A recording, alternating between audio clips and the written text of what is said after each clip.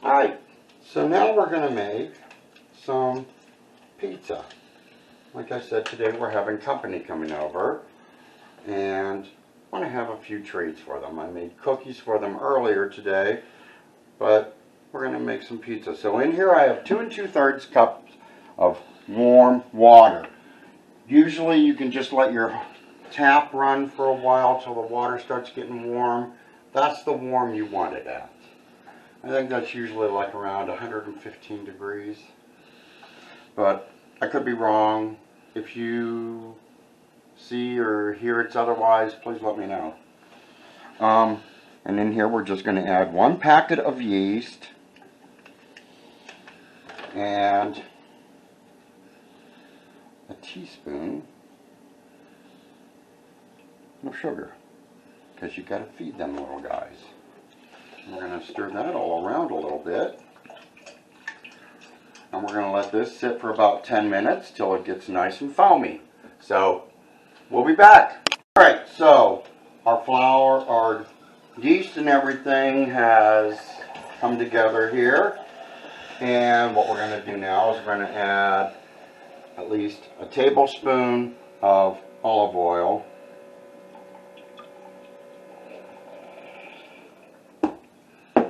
and a pinch of salt.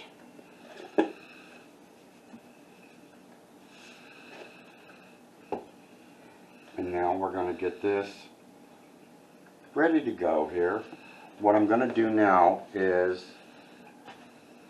some doughs take 4 cups of flour, sometimes it doesn't, depending upon the weather and everything, is how much your flour you really need. So we're going to play it safe, and we're going to use a 1/4 cup for this.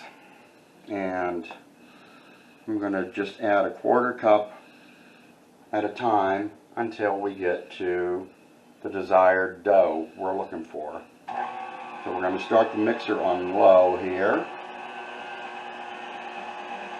You know what? I'm going to actually use my new little toy here,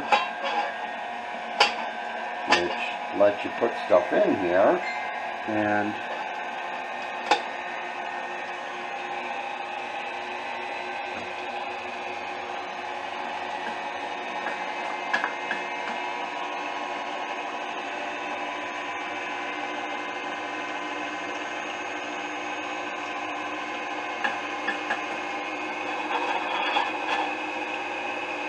there's 1 cup.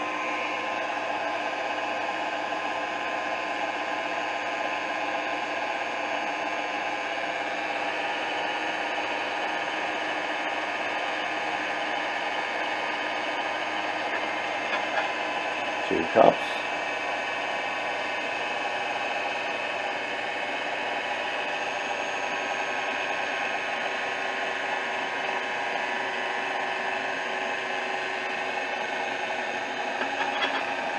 Three cups. It may actually take the 4 cups. It's starting to thicken.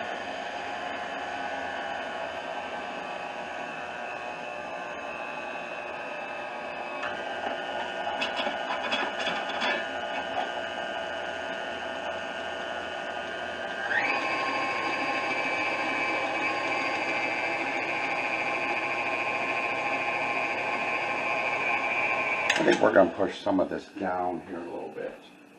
It's starting to come a little bit up to the edge, and that's why we're getting this splash over here.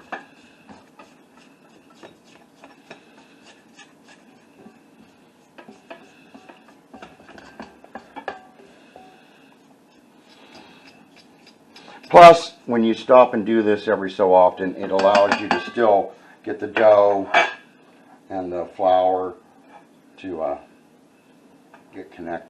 Okay, so our pizza dough is mixed together here. It's still a little bit sticky, and we're going to put it on a floured surface here.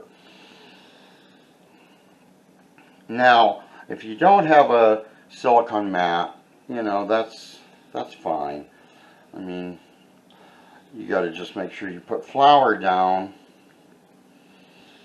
and it'll be just fine. You put enough flour down that, yeah, it won't stick to your table as much if you put the flour down. I still, because it calls for the flour, put it down even on the silicone mat. But, you know, you're gonna get this here, and you're gonna get it all coated with flour so it's not sticking to you.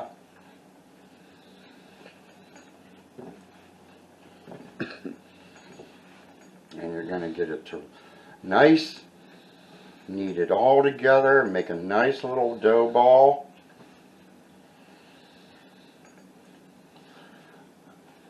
My cameraman is also the cleanup, so when he sees flour going all over the place, this is absolutely driving him up the wall.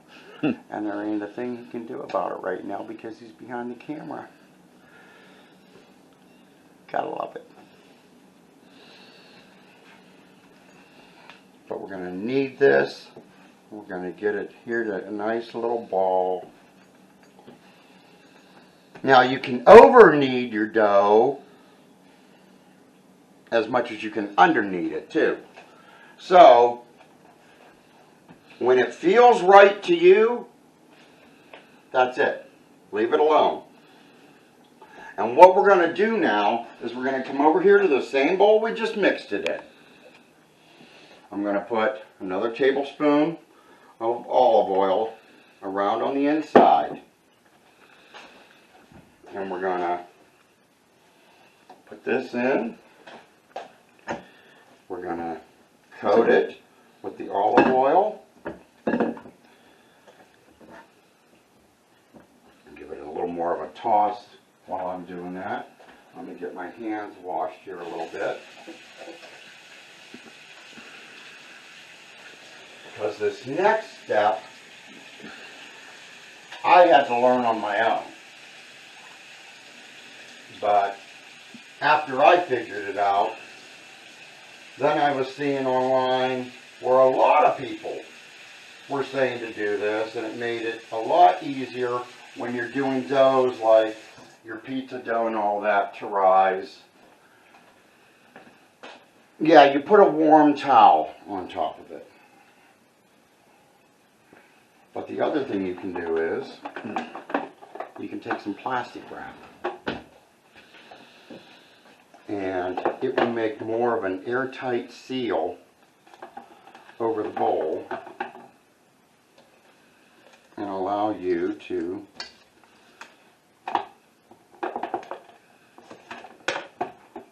do what it needs to do. So we got that there. We're going to put a tea towel over top of it. We're going to leave it sit in a nice draft-free spot, and it's going to raise for an hour. We'll be right back. So our pizza crust, as you can see, has risen. So yeah, put plastic wrap over top of your dough before you're letting it rise, and that'll keep it airtight and prevent any drafts getting into it. So what we're going to do now is we're going to put it out here on our flour.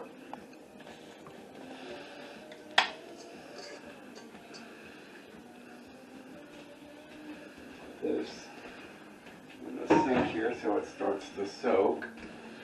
And I'm just going to add a little more flour on top of this.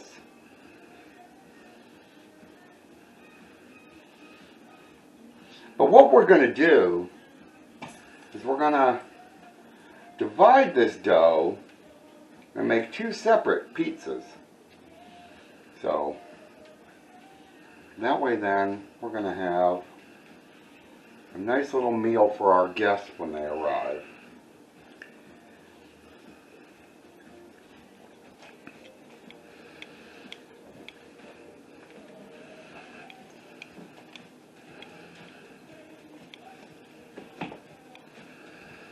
I'm going to get my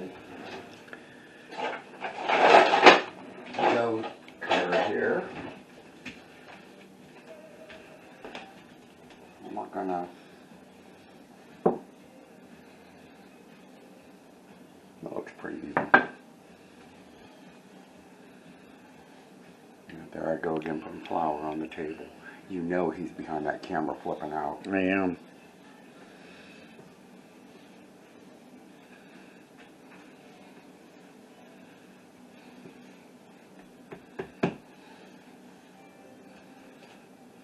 Get my rolling pin here. Now you can do this dough as either a complete circle like a regular pizza. Today I'm thinking more along the lines of going a little oval on it.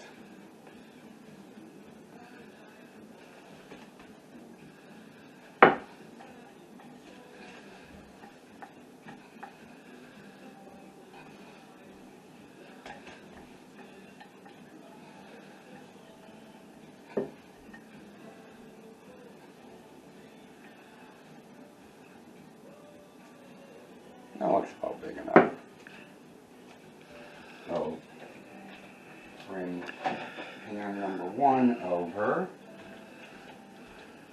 We're gonna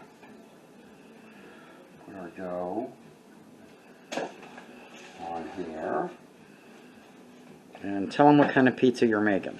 I am making, well, good thing you said that. And what I'm also going to do is I'm going to make some finger dents in here so that it allows the flavor to get down into them. Now, when I worked at Little Caesars, we called that docking the dough. Okay, I never worked at a pizza shop, so you're learning something from the cameraman as well.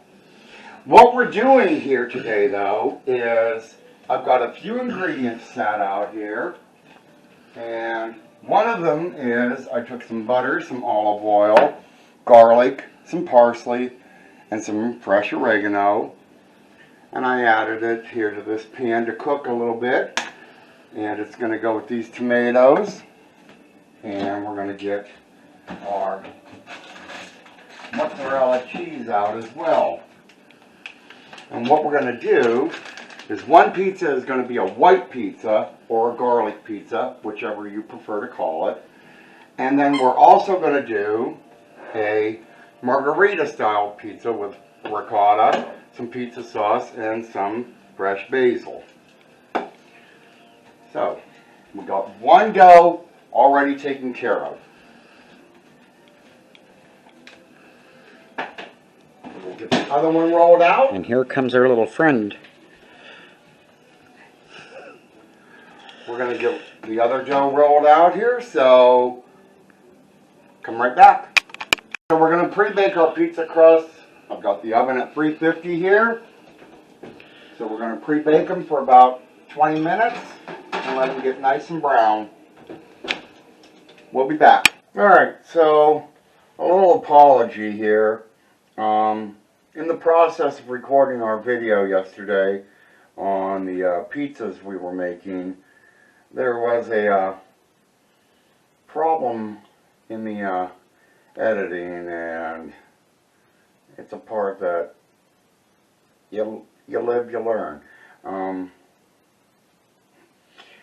So until I'm really good at mastering this software, mistakes are going to happen, and there may turn into another few more or whatever of these videos where I may have to apologize for it. But the one pizza we made was a white pizza or a garlic pizza. And it turned out really good. But, like I said, when I went to edit the video, something happened in the whole editing program, but I lost most of the video. So, I'm going to pretty much tell you, all it really involved was the pre-baked crust that we made. And then I just melted about half a stick of butter and added some granulated garlic to it and some oregano and some parsley, and just brushed that with some olive oil on the crust. Then I put like some fresh garden tomatoes on it and sprinkled a lot, because believe me, I do believe in flavor, and if something needs cheese, I'm going to put cheese on it. So I put some mozzarella cheese across it, and then I took what was left of the garlic, olive oil, butter mixture and put that on it. And we baked that for probably about 20 minutes at 350 just to warm everything up and get the cheese melted. Turned out really good. So it's just one of them pizzas that we made yesterday, and give it a try. The Pizza Margherita. And this is the pizza we sampled when we were in West Virginia for our anniversary this year. We went to a little place down there in Fayetteville. Fayetteville? Yes. Called Pies and Pints. It's a little off the beaten path. I mean, it's not something you're going to find along the main highway, but if you do find it, I highly recommend it.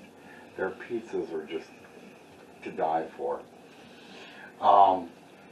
But this is going to be our version of a pizza margherita. So just like with the white garlic pizza, we have our pre-baked crust here, and we're going to put on some pizza sauce. Again, I'm not going to like it. I like a little bit of flavor on stuff. And we're just going to spread this all out. You want to go almost to the edge. You don't want to really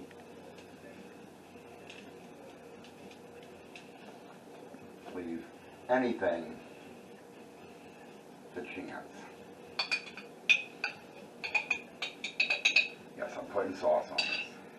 I can see my cameraman standing there going, "You missed a spot." He used to work for a pizza place, so to him, what I'm doing is probably driving him completely up the wall, because I'm just doing this.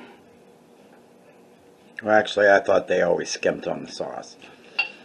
Well, they probably did. You had to measure so much or whatever. Alright, that looks pretty good. What do you think? Looks good. That's a pretty good sauce. Now, we're going to put on some nice ricotta.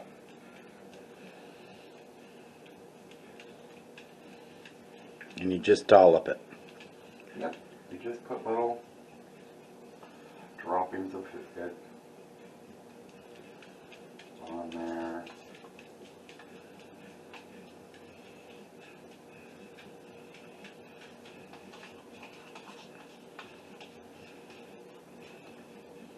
I don't see us making a lasagna or any stuffed shells here pretty soon, so I'm just going to use it all. But yeah, pretty much you're just putting a little dollop of the cheese on there.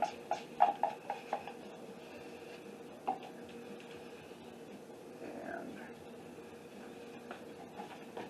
that's that part.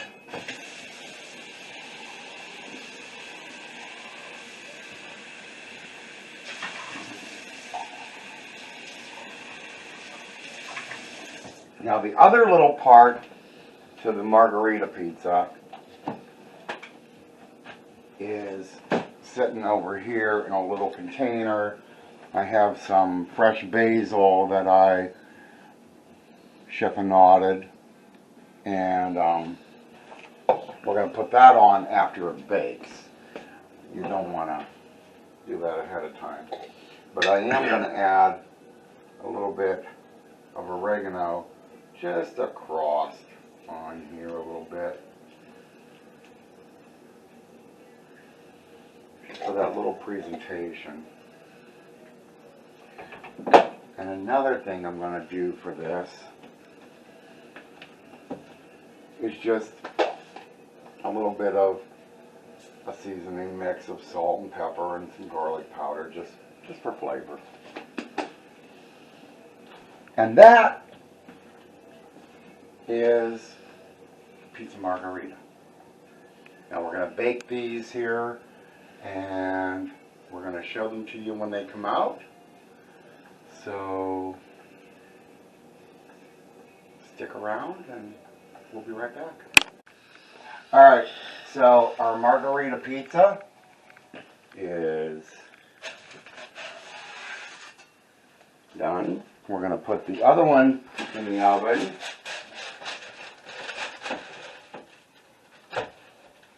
And I'm going to finish the margarita pizza. Our company is going to be here pretty soon, so we won't be showing that one coming out of the oven, but there will be pictures taken afterwards to show how it turned out and everything. But this one here is where you still have the other step of adding the fresh basil across the top. And that is a margarita pizza. I hope you enjoy this. I hope you try it. Leave any comments you want. If you've had these kind of pizzas, or if you've even been to Pies and Pints, hit that like and subscribe button. You all have a good weekend, and we'll see you all soon. Talk to you later.